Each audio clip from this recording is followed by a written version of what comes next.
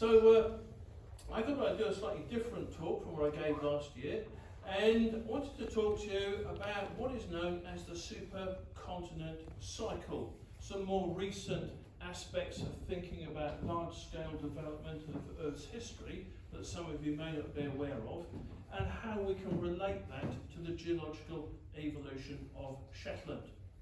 So what this image shows is the aggregation of continents about a couple of 100 million years ago or so as the most recent so-called supercontinent called Pangaea.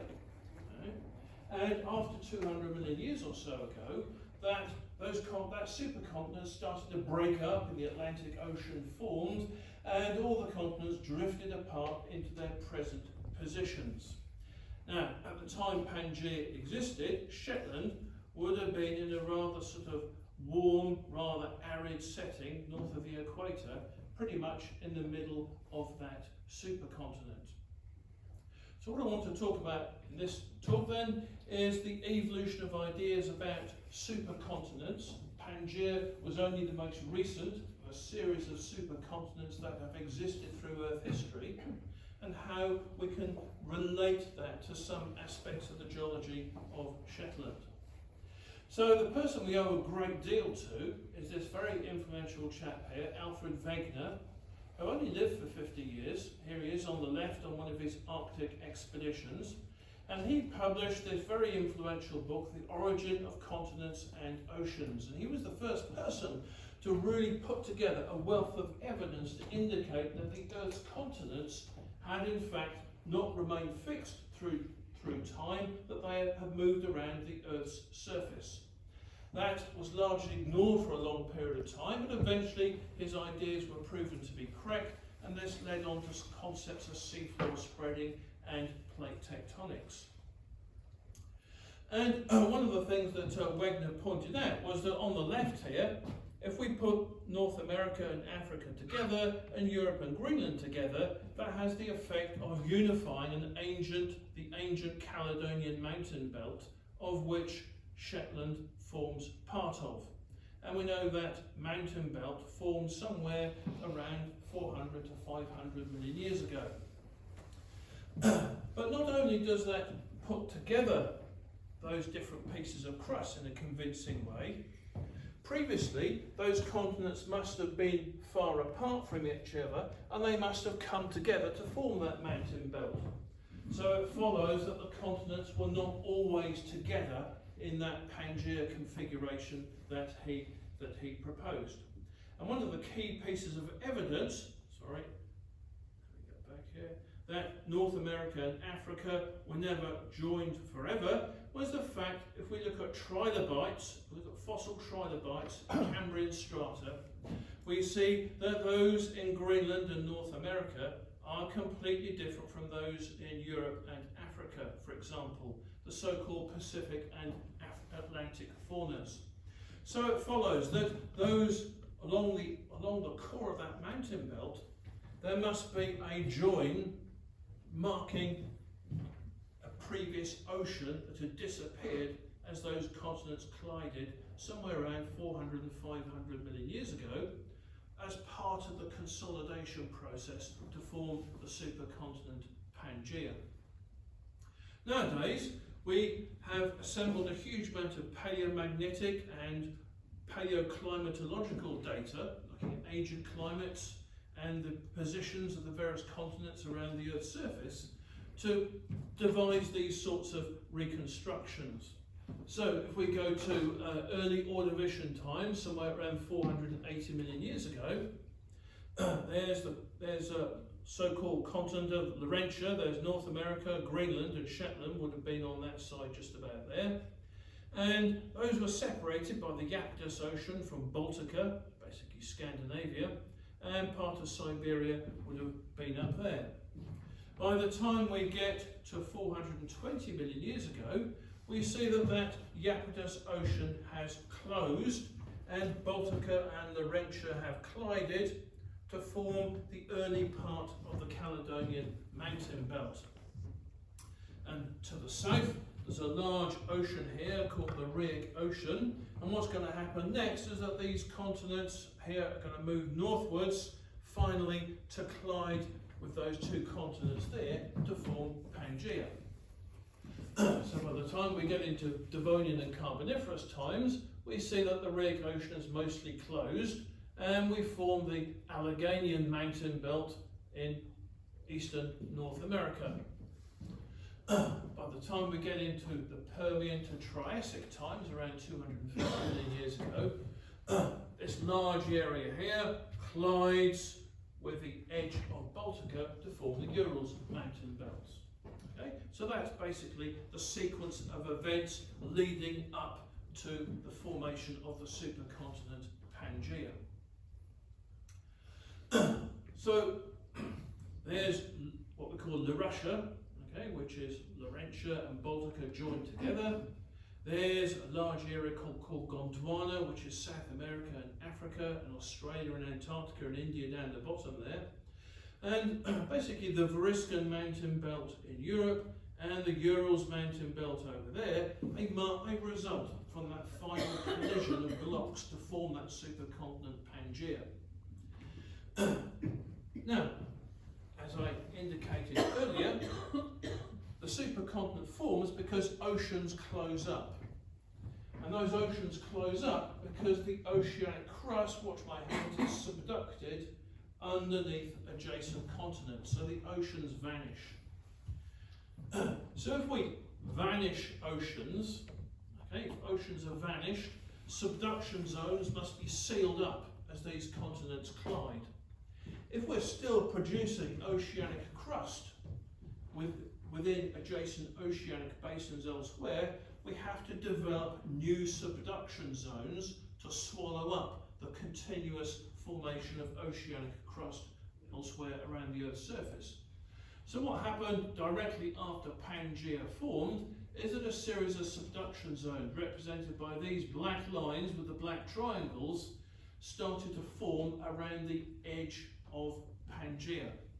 So we see this back through geological history as well. As supercontinents assemble, oceans are sealed up and new subduction zones and trenches develop around the edge of the supercontinent to allow continuous destruction of oceanic crust, which is being produced along ocean ridges elsewhere on the Earth's surface.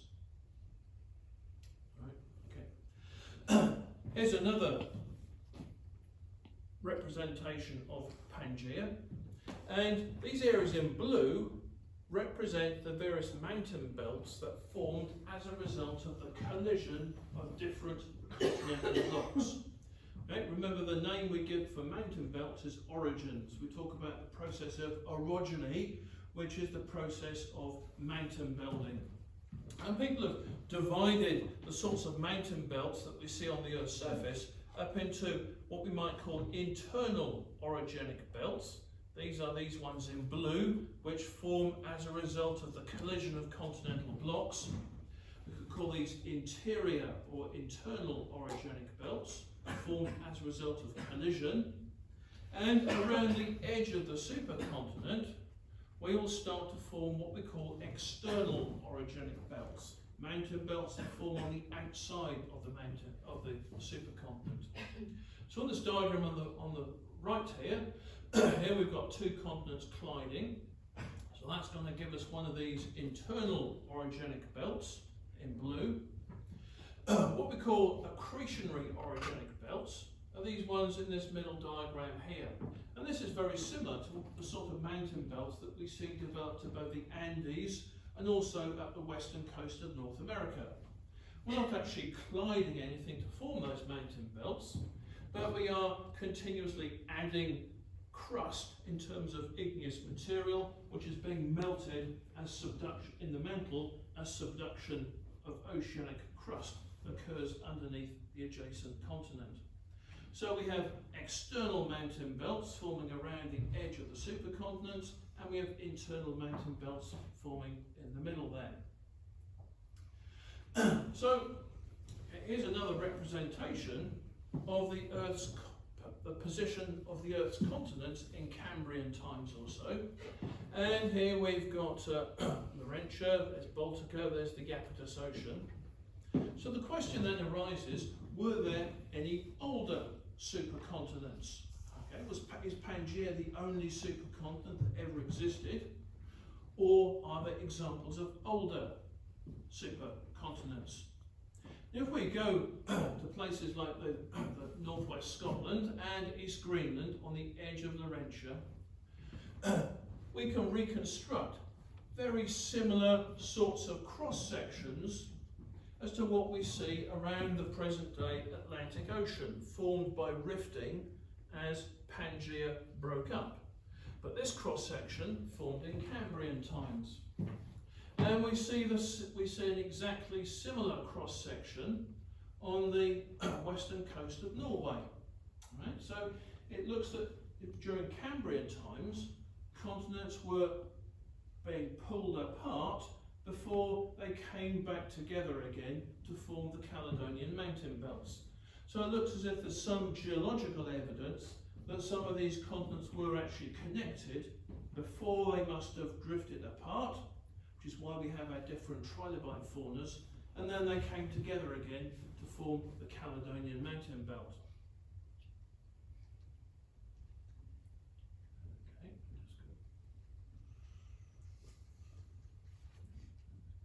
here.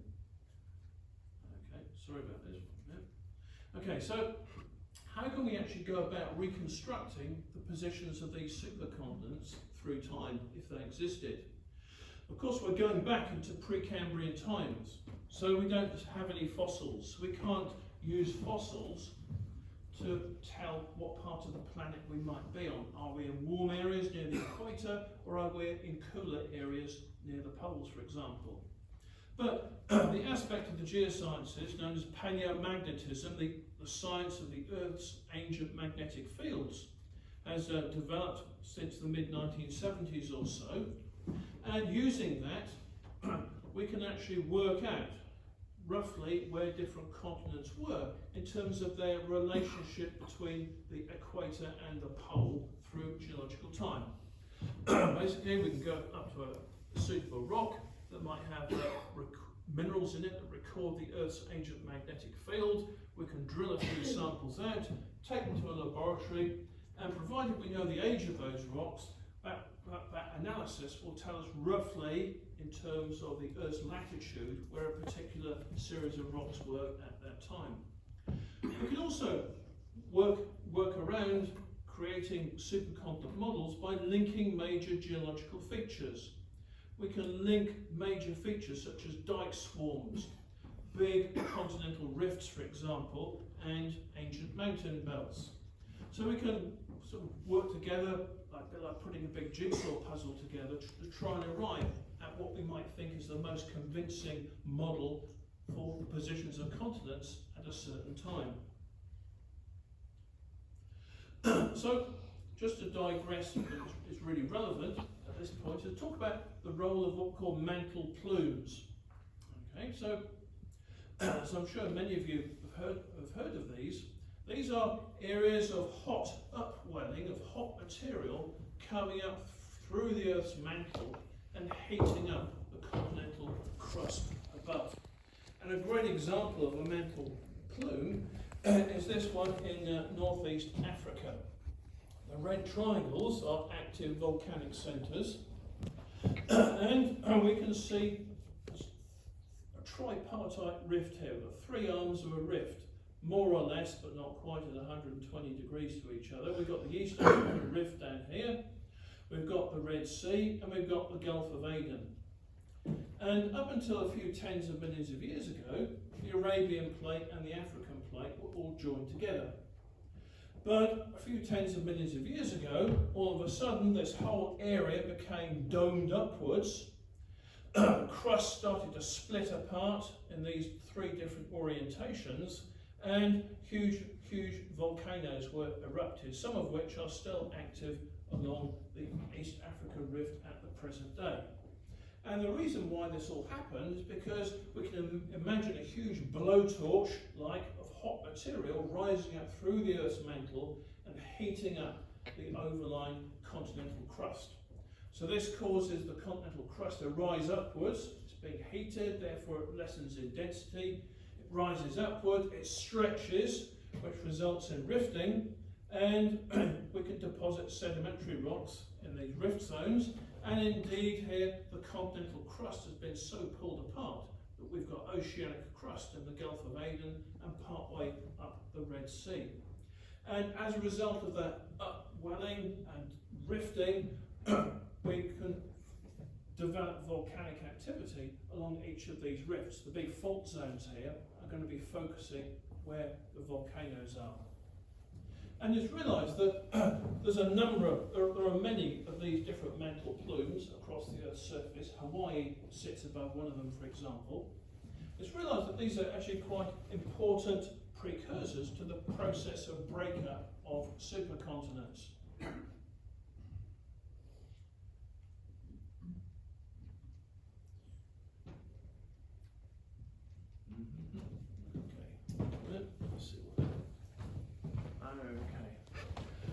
So, if we look at the diagram on the right here, okay, the diagram on the right is our best guess as to the positions of some of the continents at around 615 million years ago.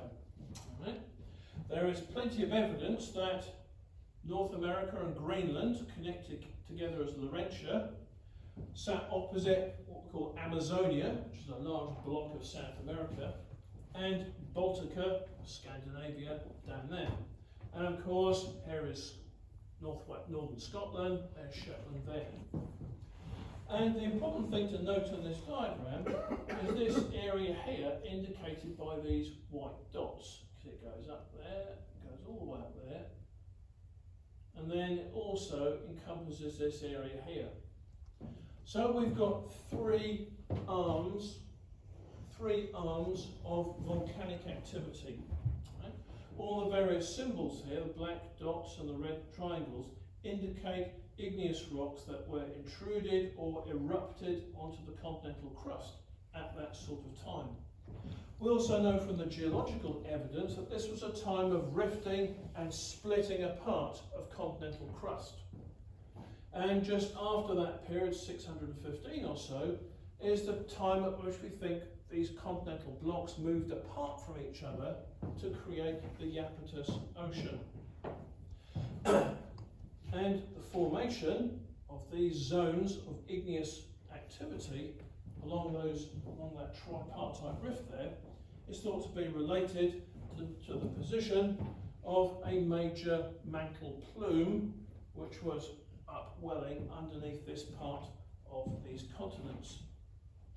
So we can link together areas of igneous activity to support the paleomagnetic evidence that these continents were together. If we go back a bit to 720 million years ago, we've got more or less the same aggregation of continents. There's Greenland down there. This is Siberia. All right? And at 720 million years ago, there was a major dike swarm intruded across Northern America and Canada, and we also see it in southern Siberia. And it's been proposed that that dike swarm was intruded above a major mantle plume, which was underneath those continents somewhere at that sort of time. So by linking these dikes from northern Canada and America into Siberia, that provides some supporting evidence that those continents were together at that time. If we go back a little bit further back in time, what we can do is we can start to link mountain belts. So if we go back to 1.3 to 1.0 billion years ago, that's 1300 to 1000 million years ago. In yellow, we've got the trace of what is known as the Grenville Mountain Belt. And over in Baltica, it's called the Svaco-Norwegian.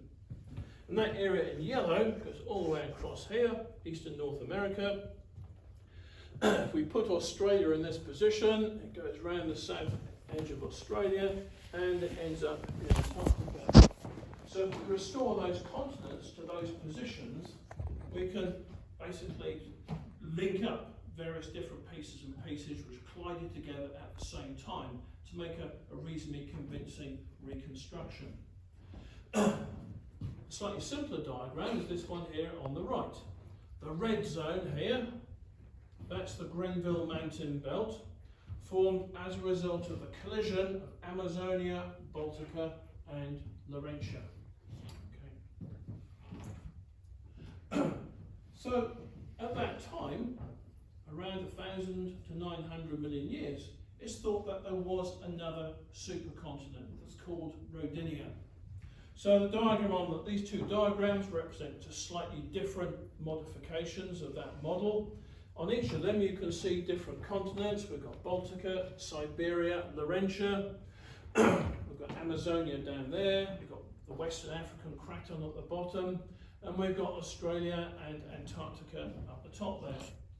A very similar, possibly slightly clearer diagram here. And this supercontinent is thought to have existed probably from about 1,200 million years down to about 900.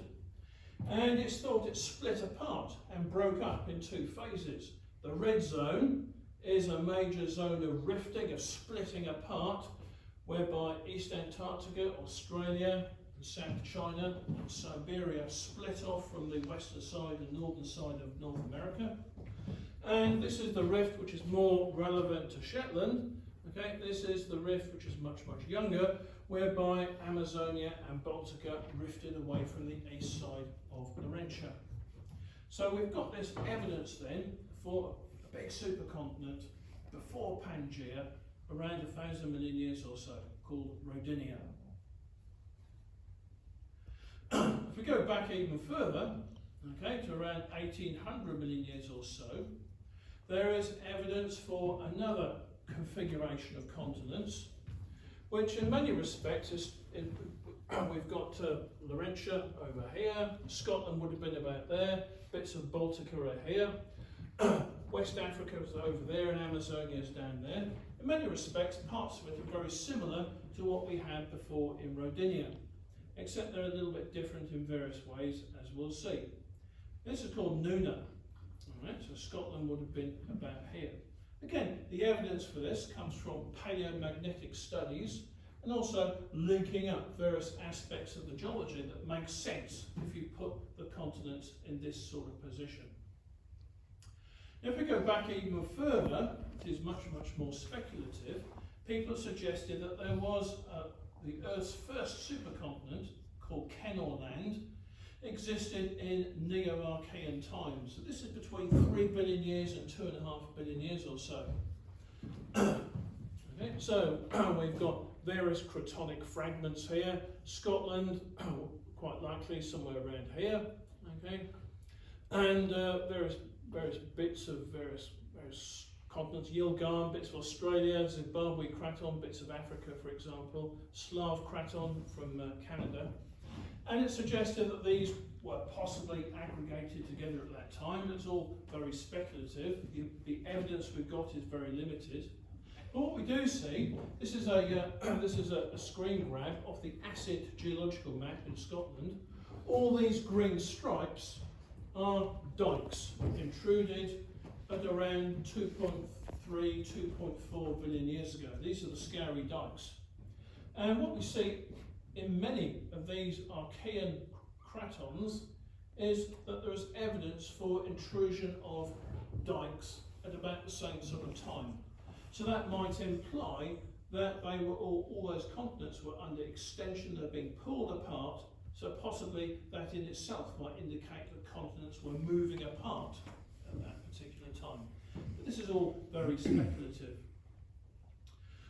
So just to summarise what we said so far then, there's probably evidence for certainly 3, maybe 4 supercontinents. We've got Pangaea around 200 million years ago. We've got Rodinia. We've got Nuna there. And possibly some amalgamations of bits and pieces of continental crust before then. So in each case here, the quoted age I put for each of these relates to the time at which that supercontinent broke up, rather than a particular snapshot of time. And the black lines represent the rift zones that formed when the continents broke up. So, what's the significance of mantle plumes? How might they actually be involved in supercontinent breakup? And also, are there any other sort of broader implications of the supercontinent cycle? So let's look at these diagrams here in an attempt to show what's going on. If we start off at the top here, okay, we've got the two continents in green here.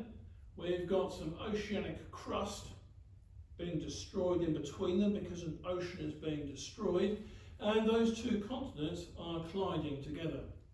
And let's say those two continents form a supercontinent. Okay? Okay, so once we get to stage 2, we've got our supercontinent assembled.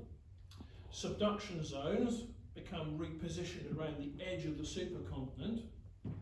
And then what appears to happen is that within a few tens of millions of years, the central part of the supercontinent appears to get rather weak, there's updoming and starts to rift. This is probably because continental crust is a very poor conductor of heat. And as that continental crust, that supercontinent, sits on top of the mantle, it starts to become warmer, and we get mantle plumes rising upwards, which are heating the base of that supercontinent and making it weaker.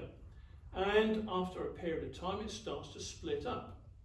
So the supercontinent breaks up, and the continents move apart from each other to create new oceans in the middle there. And then those continents could collide elsewhere on the Earth's surface to form a new supercontinent, so the whole cycle repeats itself. So, I pointed at the fact that mantle plumes can have a role in weakening the interior parts of the supercontinent once it's formed, but also very important is the effect of subduction zones that develop around the edge of the continent. What tends to happen is as subduction zones start to develop, the fairly young ocean crust tends to subduct at a fairly low angle, but as it becomes deeper and heavier, it starts to roll back on itself and develop a much steeper angle of subduction. We see this around the present day Pacific Ocean. The oldest parts of plates that are being subducted are subducting very steeply. And that has what we call a suction effect on the adjacent continental crust. As those subduction zones become steeper and heavier, they roll back and they extend and they pull the overlying continental crust.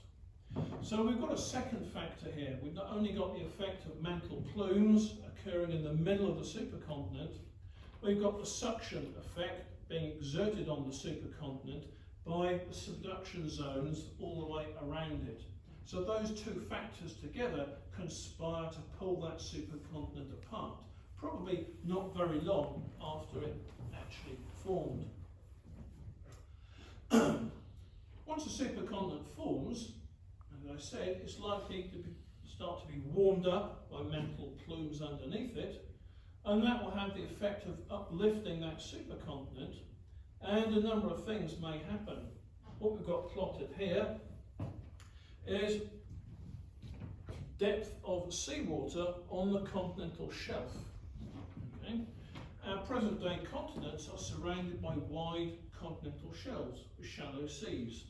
If we uplift a lot more of the continental crust, those shallow seas will disappear.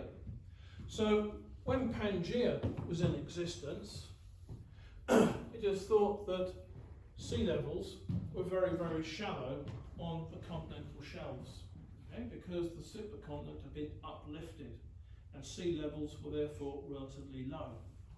However, as the continents split apart, or also as they're coming together, there is plenty of evidence for fairly deep waters on the continental shelves. Right? So that has implications for the evolution of life. So possible implications of this theory are that following supercontinent assembly, okay, we should actually preferentially preserve continental type sedimentary rocks which are being deposited on the supercontinent because there's more continent available. Shallow marine habitats will be reduced. That might lead to extinctions of various fossils that like shallow marine shells to live on.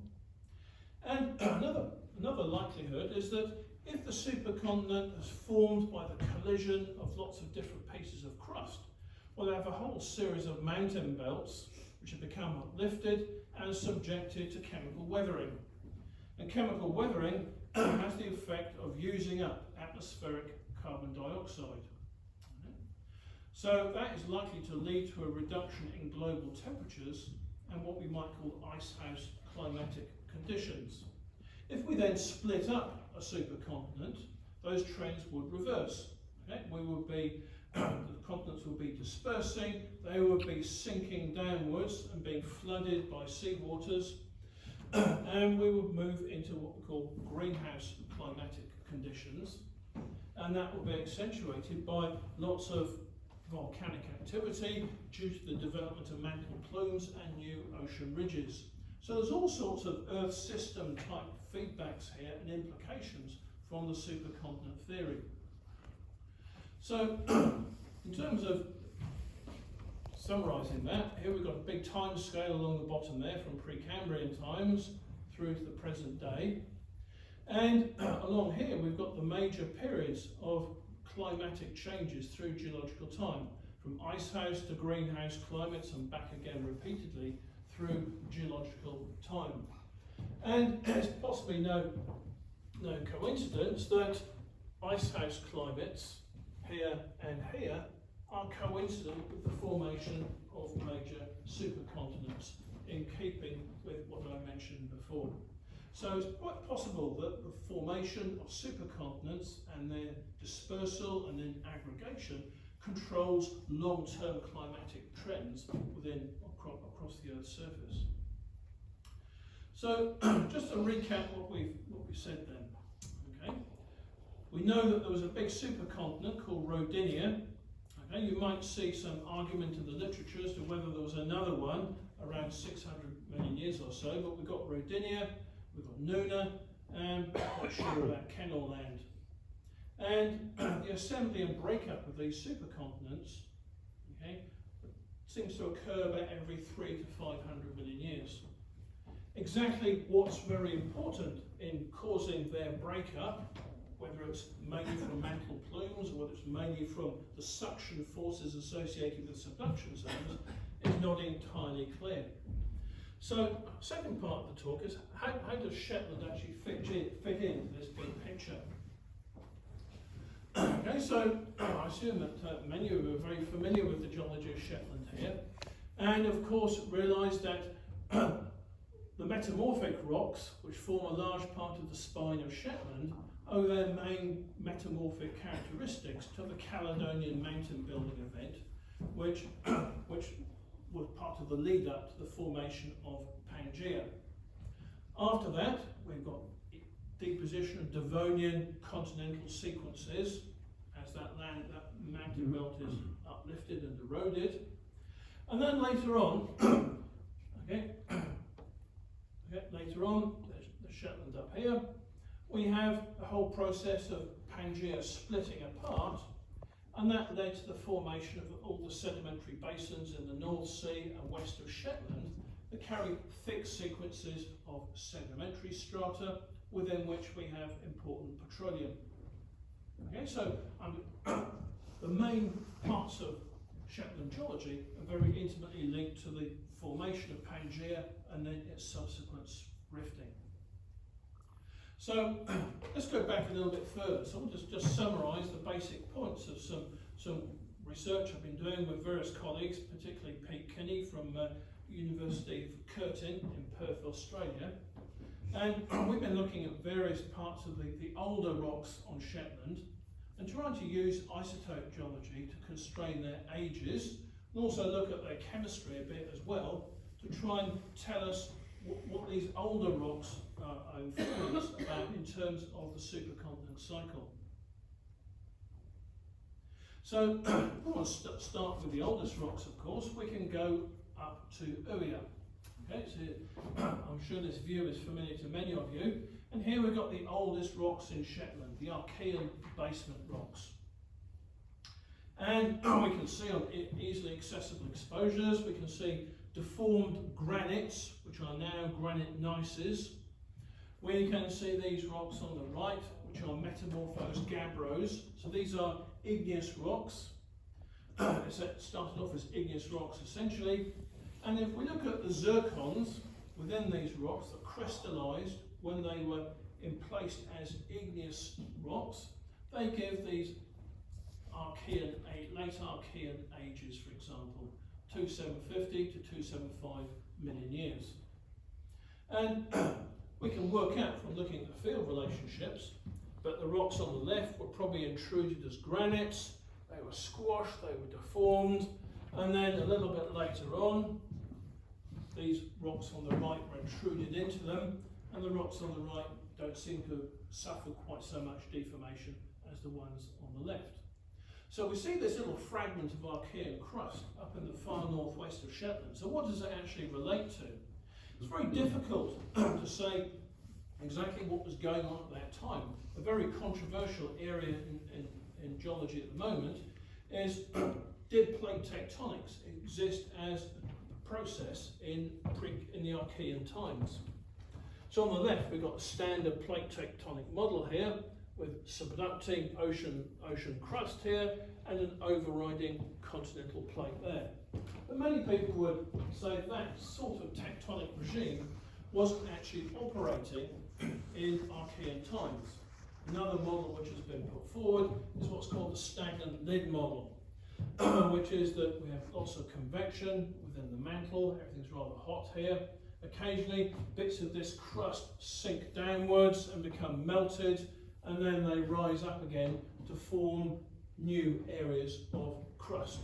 Exactly how the rocks in Uia fit into this, I don't really know. I doubt if anybody does. So, but important to just indicate that these controversies exist. However, what we can say is that if we look across the Atlantic, okay, remembering that the North Atlantic Ocean opened about 55 million years ago, we can link the Uia gneisses to the Archean rocks of what's called the Ray Craton in this part of eastern Greenland.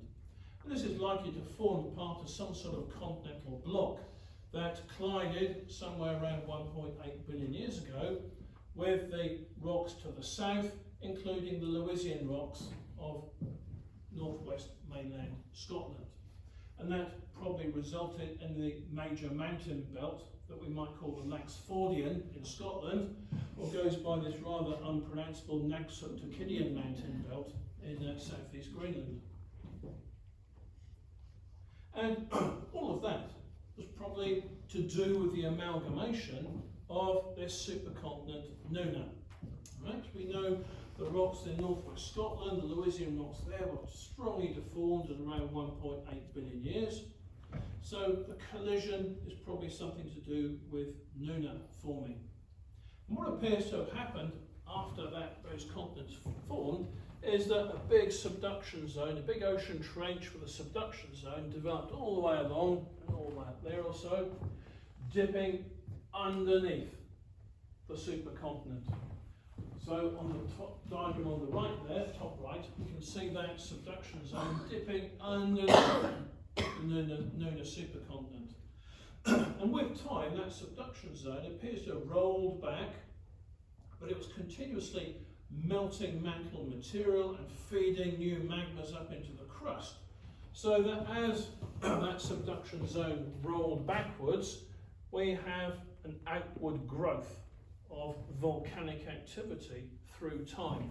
And all this material is a little bit like the present day Andes, for example. Now, somewhere around 1.3 billion years, parts of Nuna break up. West Africa and Amazonia rift away. But around 1.2 to 1.0 billion years, they then start to collide with this side of Laurentia, okay, to form Rodinia. And there is Scotland, that big S there. So there's the Grenville mountain belt, And note in green, these green lines, the triangles, these represent what we think are the new subduction zones which developed around Rodinia because all these internal oceans were being sealed up as a result of that collision. The key point here is that a lot of Shetland's older geology can be related to this time frame in one way or another.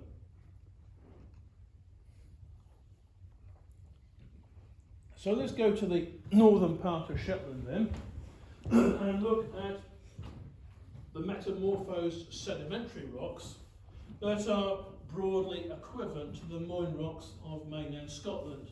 We've got the Sandvo group up in North Row.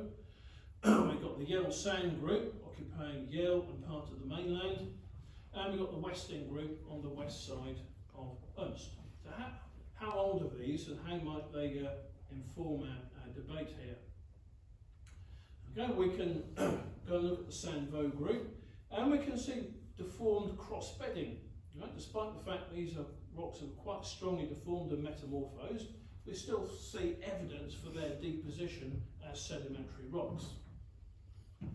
However, if we go over to Yell, everything has been strongly metamorphosed and these rocks have started to melt, as shown by these white quartz felspar bearing layers. So these are metasedimentary, these are gneisses. So how might we actually constrain the age of these rocks? Well, one thing we can do is take a sample, crush the sample up and extract the zircon minerals within these rocks. And these zircon grains will have been eroded from some sort of terrain, possibly hundreds to thousands of kilometres away.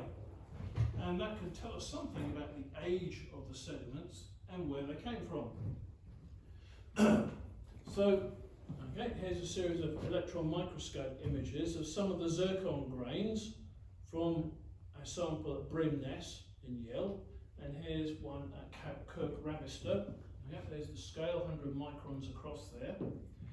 And we can date these and look at by looking at their uranium lead isotopes. And this is what we call a Concordia diagram.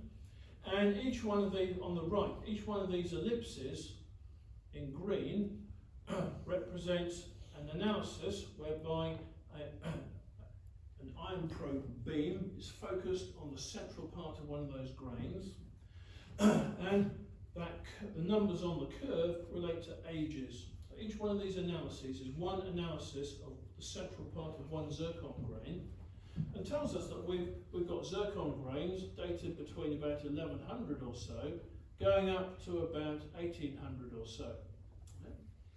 Now those zircon grains were within that original sediment as it was being deposited, so the sediment has to be younger than the youngest grain. So we can tell that the Yell Sand rocks, this is from Kirk Rabister, the Yell Sand rocks have to have been deposited after about 1100 million years. And there's a similar Concordia diagram on the left there from the sample at Brimness. So that tells us something about the potential age of these rocks as they started out as sediment. Now, if we go down to the Scottish mainland, we see Torridonian rocks in northwest Scotland, this huge sequence of red beds, fluvial sediments deposited around 1 billion years or so ago. And these have a very similar distribution of zircon grains. Lots of material aged around 1.6, 1.8 or so, and the general thinking has been that these sediments were derived by the erosion of older crust located in northeast Canada and maybe in parts of Greenland. And it's quite possible that the rocks in Shetland came from the same general source areas. So Shetland on the right here will be up there, and here's some of the different pieces of crust, coloured differently according to their ages, and it's quite likely that most of the sediment in Shetland was derived from the erosion of older areas of crust somewhere in northeast Canada, or possibly southern Baltica. Now if we go up to the north of Yell, We see on the geology map a big red blob called the Brecon granite gneiss. Okay? Beautiful, homogeneous, deformed granite. We can see these lovely quartz felspar layers produced by melting of that nut granite during Caledonian metamorphism. We also see the Valaya granitic gneiss on Lunar Ness, for example, and in various other places.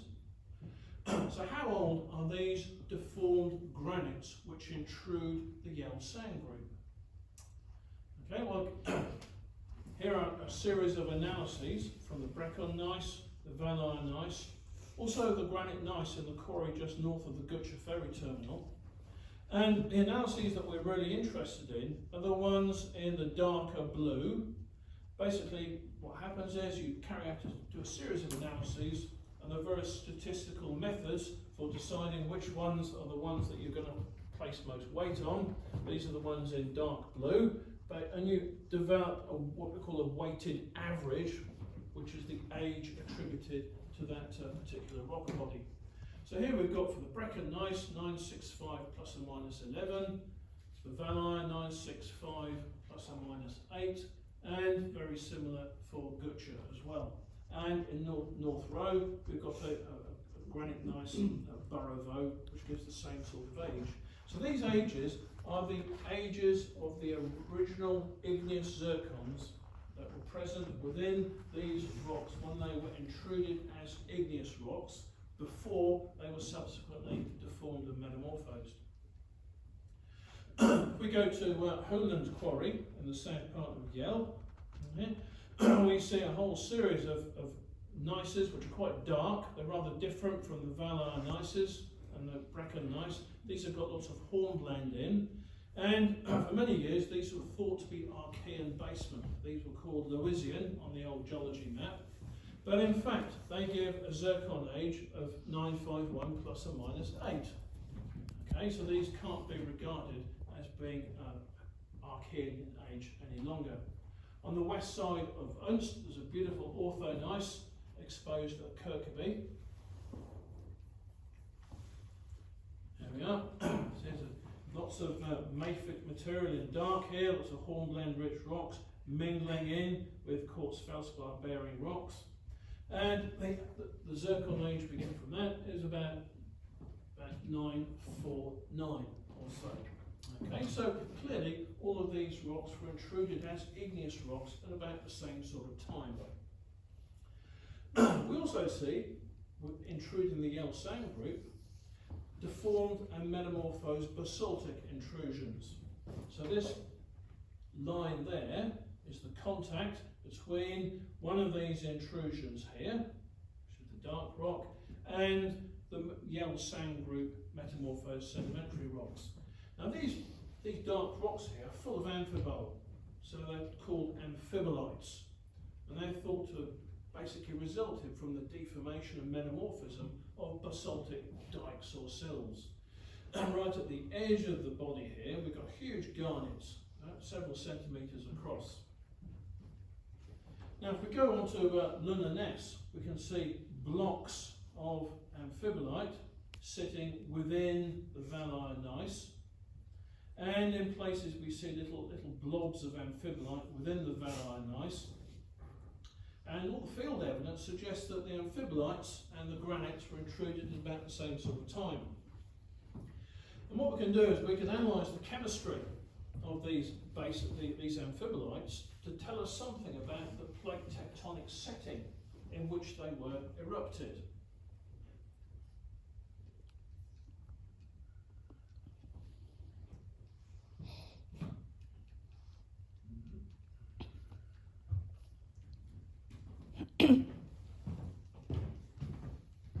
Okay, here we are.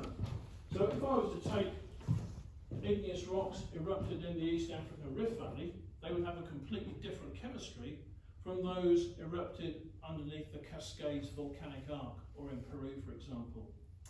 Alright, so diagrams like this, for example, plot up various trace elements, okay, on this triangular diagram. And the diagram is split up into different areas. Okay? more stands for mid-ocean ridge basalts. So A and B then basically correspond to ocean ridge basalts. C corresponds to the area such as the East Africa Rift where we have alkaline basalts. And D, this big area here, corresponds to volcanic arc basalts. And all the samples we've analysed from Shetland within the Yale Sand group and Ernst, they fall within area D. And we see a very similar diagram on the left there. So that tells us that the original magmas were intruded above a subduction zone. Okay, so that's very important in terms of our overall plate tectonic model that we'll hope to derive. Okay, so we know so far that these sediments are probably deposited somewhere after 1040 million years or so, intruded by igneous rocks around 970, 950 or so. So what happened next? What actually happened next? Well, if we go to the west side of Ernst, we can see spectacular localities within the Westing group. Okay. These big blobs here are garnets. Okay, so these big blobs are garnets, and these garnets are wrapped by the main gneissic fabric which pervades through the entire rock mass. And that gneissic fabric formed during the Caledonian orogeny. But if we look inside those garnets, we can see minerals related to a much older metamorphic event which occurred at around 940 to 925 million years and formed at temperatures and pressures around 650, 700 degrees centigrade and 7 kilobars or so. So that's equivalent to about 20, 25 kilometres of crust. Okay, so that's evidence for metamorphism and deformation of these rocks a few tens of millions of years after all those igneous rocks were intruded. So let's try and wrap up then by trying to sort of put this into some sort of overall model then.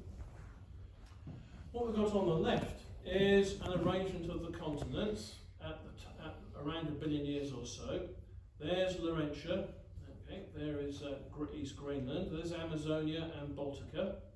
In orange we've got the main Grenville Svaco-Norwegian mountain belt, and in this green line here represents a subduction zone that we think initiated to dip underneath this area of Laurentia just after Rodinia formed, and Shetland is just there. And if we look at similar areas such as East Greenland, for example, and Svalbard, right, we can see a very similar history to what we have in Shetland. We've got sediments that were deposited around 1,000 million years, we've got igneous rocks, and we've got deformation and metamorphism around the sort of 970 to 920 interval. And there's evidence that all of these areas were also located above a new subduction zone that was dipping underneath Laurentia. So how can we actually make sense of this in terms of a model? Well, here's a speculative model that on the left here, let's say we've got the Grenville mountain belt, which is being uplifted way over to the east, and that's shedding sediment which is being transported out to the edge of the continent. So the Grenville mountain belt is being eroded, and sediments, rivers, are taking material out to the edge of the continent, including Shetland. So we've got a basin formed of sediments on the continental shelf. We've got a subduction zone dipping underneath the edge of the continent there, and this area here will represent the igneous rocks on Shetland that we think were intruded at about that sort of time. The Brecon gneisses, the Gutcher gneisses, and the Valar gneisses, for example. So we know that's our scenario from 1,000 to about 950 or so. What happens after that? Well, as I said, there's quite a lot of evidence, not just from the Westing group, that these rocks were deformed and metamorphosed somewhere around 950 to about 910 or so. Now, one way of doing that is by moving from just watch my hand, moving from a normal subduction angle of dip to a shallow angle of subduction dip. as we see in the bottom diagram.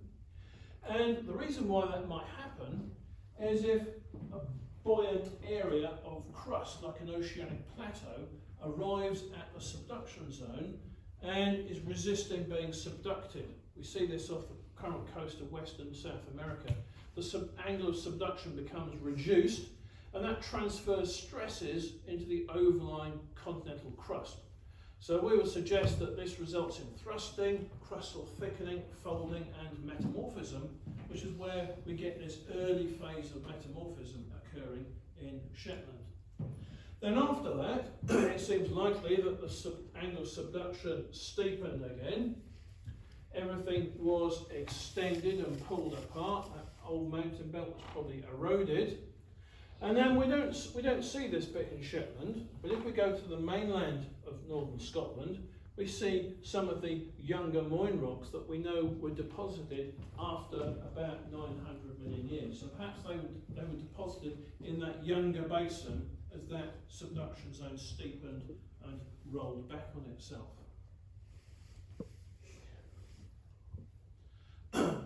So the remaining part of the history in Shetland relates to what we might call the Dalradian succession of Shetland. This huge, thick succession that Derek Flynn called the East Mainland succession. That appears to have been deposited after about 700 million years. It's not affected by any Precambrian metamorphic events. It's solely affected by the Caledonian orogeny. And the general feeling is that the Dalradian basin opened up as continents were splitting apart to form the Iapetus Ocean in the very late part of the Precambrian. So we've seen this before. So this is around 615 million years ago, and these continents are about to split apart. In the previous diagram, I had a subduction zone along here. That subduction zone is not here anymore, so you may say, well, where is it? Well, it's probable that it simply rolled back and retreated out into the adjacent oceanic area, very similar to what has happened off eastern Australia. This is the current subduction zone that we see in the West Pacific, and there's lots of geological evidence that that was much, much closer hundreds of millions of years ago to Australia, just gradually retreated through time. So that's probably what happened to that subduction zone that was in existence off Shetland in Precambrian times. It probably simply steepened and then rolled back, so its influence was lessened, and then the continents start to break apart and develop the sedimentary basins that we put the Dalradian rocks in. So, around 600 million years or so, we can see we're developing narrow seaways in between these continents. By the time we get to 550 or so, we've got a full-blown Iapetus Ocean separating the Laurentia, Baltica and Amazonia. So, the Archean basement in Shetland is fairly rigid and unmodified. After a very long time, the Sandvo, Yell and Westing sediments were deposited on the northern edge of the Grenville mountain belt. We've got lots of new evidence that these were intruded by igneous rocks and then deformed and metamorphosed in an ancient mountain building event between 970 and 925. And we've got evidence that that occurred above a subduction zone. After around 700 million years, we think that subduction retreat formed a very large, wide basin in which the East Mainland succession was deposited. So, just to conclude then, the important aspects of the early geology of Shetland relate to the supercontinent cycle, and specifically the assembly of rodinia. Okay, so these older bits of Shetland geology relate to rodinia, which is the precursor to Pangaea, and then its breakup to form the Iapetus Ocean. Okay, so I think that's enough from me. So if you have any questions, I'd be quite happy to answer them. Thank you.